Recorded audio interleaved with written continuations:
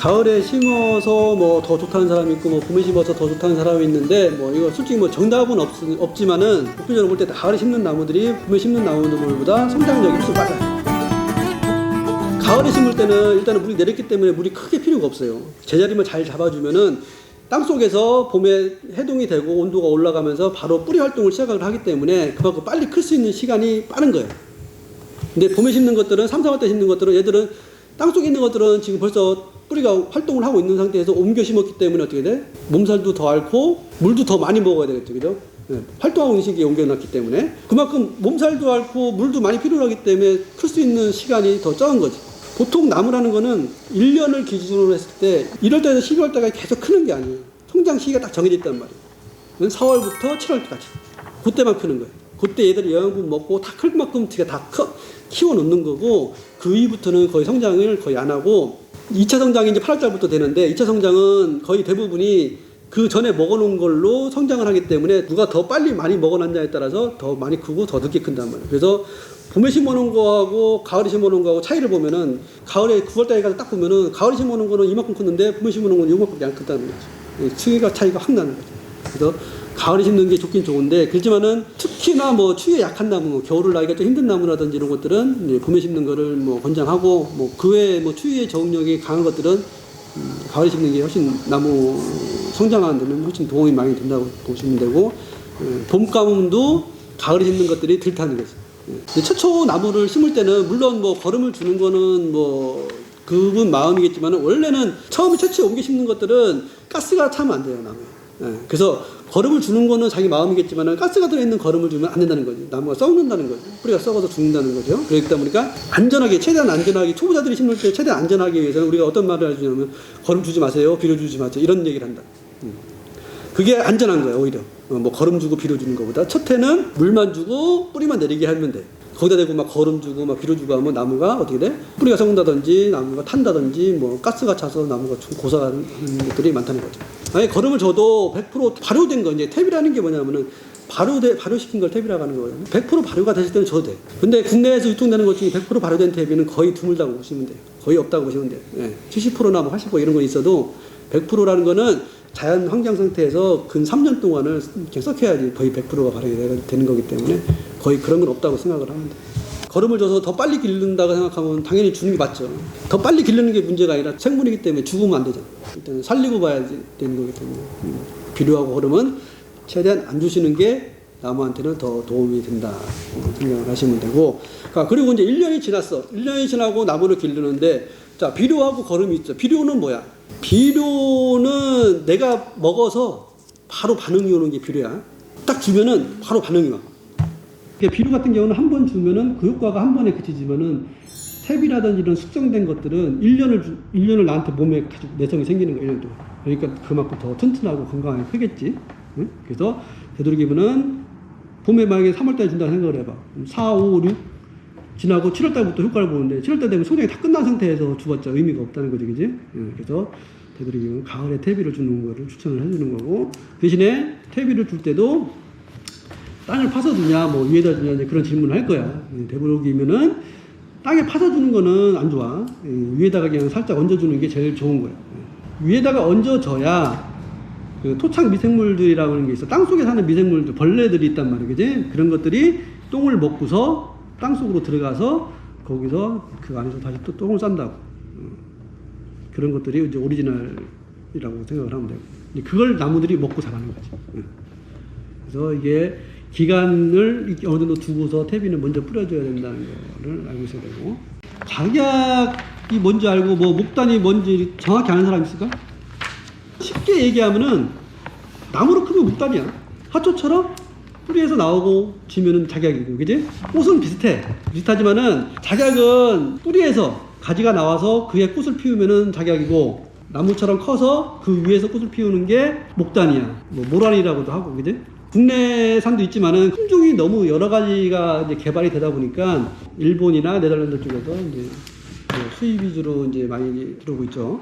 작약이나 목단은 겨울 정도에 심어주는 거를 추천을 하는 게 얘들 추위에도 상당히 강하면서 봄에 심는 것보다는 겨울에 심는 게 활착률이 엄청 좋아요. 11월 달부터 2월 달 내에 심으면 거의 활착률이 90% 이상이야. 근데 봄에 심으면 활착률이 좀 많이 떨어지는 건 사실이에요. 원래 얘들은 가을 겨울에 심는 게 원래는 맞긴 맞는데 우리나라의 특성상 우리나라는 봄에 거의 대부분이 이런 묘목 단지가 봄에 이루어지다 보니까 봄에 많이 나가긴 나가는데 가을에 심어주면은 더 활착률도 훨씬 좋고 꽃도 더 싱싱하게 피우고 예, 그런 거 있어요. 얘들도 다 접목으로 인해서 다 이루어지는 거예요. 하나. 그리고 여기 보면은 이또 하이브리드 목단이라는 게 있어요. 이것도 이제 일본 쪽에서 이제 다시 개발해서 나온 건데 이 작약과 이 목단을 합성했다고 보면 돼요. 이 나무가 있으면은 목단이라는 건 끝에서 이게 꽃을 피우거든요. 끝까지가 무조건 끝는 있어야지 꽃을 피워. 중간에서는 꽃이 거의 안 피워요. 근데 작약은 싹이 나오면서 꽃을 물고 오기 때문에 그 장점을 다 모아놓은 거예요. 끝에서도 꽃이 피고 이 가지가 나오면서도 꽃이 피고. 그래서 이게 이또가 작약과 목단의 장점만 모아서 만들어 놓은 목단이라고 생각을 하시면 돼요. 가죽나무 있죠. 봄에 이제 순위 많이 각광을 받잖아요. 뭐 웰빙 식품이다, 뭐 다이어트 식품이다, 뭐 피부미용 이런 게 해가지고 이제 그것 중에 하나인데 얘들도 이렇게 순을 따서 그냥 먹는 거예요. 그냥 뭐 데쳐서 먹어도 되고, 뭐 무쳐서 먹어도 되고. 이 가죽나무가 요즘에 그 두릅이나 이런 것처럼 좋아하시는 분들은 상당히 좋아해요. 저도 상당히 좋아하고. 그렇지만 특유의 향이 있어요. 가죽나무 특유의 향이 있다 보니까 이거를 싫어하시는 분들은 또 안 먹을 수도 있는데 가죽나무는 어렸을 때는 나무가 좀 말랑말랑해. 그러다 보니까 쉽게 부러지는 경우가 있는데 나중에 나이가 먹어서 20년, 30년, 막 50년 이렇게 나이가 먹어버리면은 색깔도 좋아지고 엄청 단단해져요. 나이가 먹으면 먹을수록. 그래서 옛날에는 왕들의 관으로도 쓰였다는 이런 얘기도 있는데 그만큼 목재용으로도 상당히 좋아요. 단단하고 색깔도 좋고. 이런 것들은 이제 순을 먹는 거기 때문에 뭐 그렇다는 생각을 하시면 되고, 뭐 드릅은 뭐 다 알겠지만은 가시가 있으면은 참드릅이고 가시가 없으면 민드릅이에요. 순을 따서 이것도 똑같이 뭐 데쳐 먹기도 하고 뭐 이렇게 해서 먹는 거죠. 겨울에도 드릅이 나오죠. 뭐 호텔 같은 데 보면은 그거는 이제 수경 재배라고 해가지고 그 하우스 같은 남실에다가 나무 가지를 잘라서 물을 뿌리는 거예요. 그래서 영양분으로 다시 순이 올라올 거를 만드는 거예요. 그러니까 일회용으로 만드는 거지. 뿌리가 꼭 없어도 애들은 온도하고 습도만 맞춰주면 순이 나오기 때문에 그런 식으로 해서 또 겨울에도 생산을 가능하고. 그리고 애들은 씨를 뿌리는 경우가 있고 산치, 뭐 근삽 이런 게 있어요. 이게 무슨 얘기냐면은 씨를 뿌리는 건 당연히 실생이겠죠, 그죠? 씨를 뿌려놓으면 뿌리가 상당히 좋아져요. 그래서 옮겨 심는 사람들한테는 상당히 활착률도 좋고 좋겠죠. 그 대신에 이제 근삽이라는 건 뭐냐면 뿌리를 뭐 삽목했다든지 뿌리를 나눠서 심었다든지, 그죠? 그런 거나 뭐 산치라는 거는 뭐냐면은 산치라는 얘기를 가끔씩 이제 전화가 오면 들을 거예요. 그런 게 뭐냐면 산에서 채취한 거. 그리고 야생종들은 산에도 있어. 그러다 보니까 재배종이 모자라면 야생종 걸 캐서 판매하는 경우도 있다. 그걸 산치라고 하는데 산치나 이런 근삽 같은 경우는 뿌리가 좀 약해.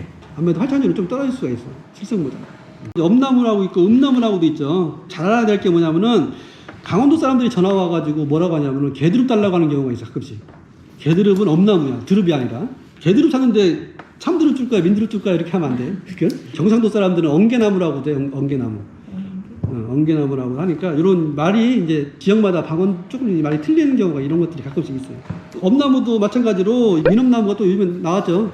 산림청에서 개발이 돼가지고 민엄나무가 일반 엄나무보다 재배 면적에 비해서는 수확량이 훨씬 많아. 민엄나무가, 가시 없는 엄나무가. 얘들은 알겠지만 엄나무 뭐 백숙이라든지 이런 데 많이 들어가죠. 약초로도 많이 쓰고. 옛날에는 이렇게 그 귀신 오지 말라고 처음부터 많이 매달아서 넣은 경우도 이제 미신적인 그런 것도 있고. 쓰임새가 많아요, 엄나무는. 내가 뭐 돼지고기 수육을 삶든 뭐 닭고기를 삶든 넣어서 먹으면 국물도 진해지고 맛있어요. 옷 같은 거 타시는 분들은 이걸로 먹으면 상당히 좋죠. 그러니까 엄나무는 개드릅하고 엉개나무는 알고 있어야 돼. 찾는 사람들이 가끔씩 그런 얘기를 하는 사람도 있어. 개드릅을 사는 사람도 있고 엉개나무 사는 사람도 있고. 얘들도 똑같이 산치가 있고 실생이 있어요. 우리가 지금 생산해서 저기 들어온 것들은 다 실생이야. 씨뿌 뿌린 거고 산치는 뿌리가 그보다 좀 약해. 그리고 이제 헛개나무는 뭐 다들 아시겠지만은 요즘 뭐 헛개차 뭐 이런 게에서 많이 나오죠. 뭐 간에 뭐 좋다고 이렇게 나오는데 열매라든지 가지 잘라서 뭐 한약재로 뭐 이런 데로 쓰이는 거기 때문에 이제 투경수라고 보시면 되고. 근데 얘들도 지금 다 보면 실생으로 생산이 되고 접목으로 생산이 되는데 열매를 맺기 위해서는 접목을 쓰는 게 좋고 가지를 자르려면 실생을 쓰는 게 좋아요. 가지는 아무래도 실생이 체력이 좋아서 많이 나오니까 이제 열매를 꼭 따겠다 싶은 사람들은 접목을 써야 되고. 근데 원래는 헛개나무는 간을 보호한다고 얘기를 해야 되고 원래 간에 좋은 것들은 벌나무예요. 벌나무가 상당히 간에 좋은 거죠. 헛개보다는. 이게 왜 벌나무냐면은 잎이 나오면은 벌집처럼 생겼어요. 잎이. 그래서 이제 벌나무라고 이제 쓰기도 하고 뭐 산청목이라고도 얘기를 합니다. 그리고 오미자는 뭐 5가지 만난다 해서 오미자라고 하죠. 심는 간격이 좁아. 20cm나 뭐 25cm 간격으로 심기 때문에 많이 심어야 돼. 한 주 심는다, 2주 심는다 이런 분들은 효과가 없어. 근데 심으려면 최소한 15주 이상 이렇게 쭈르륵 심어놔야지. 뭐 울타리를 하든 뭐라든, 그지? 좋고. 되도록이면 오미자는 수명이 짧아. 한 5, 6년 뭐 이 정도 보니까 너무 나이 먹은 거 심는 것보다 어린 거 심는 게 좋은 거야. 그래야 수명이 오래 가고, 오미자를 농사 짓는 분들은 거의 한 7년 정도 주기로 해서 한 번씩 미목을 다 갈아주지. 그래서 뭐 5년생 주세요 뭐 이런 사람들은 수명이 짧아가지고 그 다음에는 열매가 거의 잘 안 열려요. 채들이면 어린 걸 심어서 기르는 게 최고 좋아요. 그래서 1년생 이런 거 800원짜리 이런 게 제일 좋아.